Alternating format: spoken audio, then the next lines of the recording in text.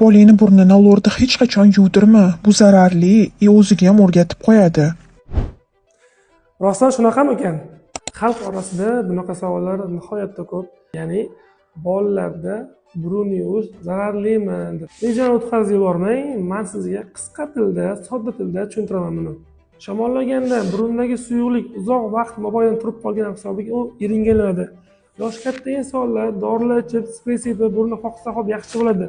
Lekin 4-5 yoshgacha bo'lgan bolalar bu ishni qila olishmaydi. Xo'p, bunaqa vaziyatda eng yaxshi yo'l burunni chaydirish.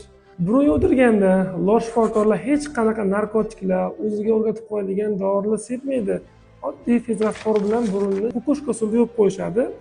Ana endi burunni yuvdirmasdan nima bo'ladi degan savolga asoratlari nihoyatda ko'p. Videoni o'tkazib yubormang, bizni kuzatishda davom eting. Keyingi video aynan asoratlar haqida bo'ladi.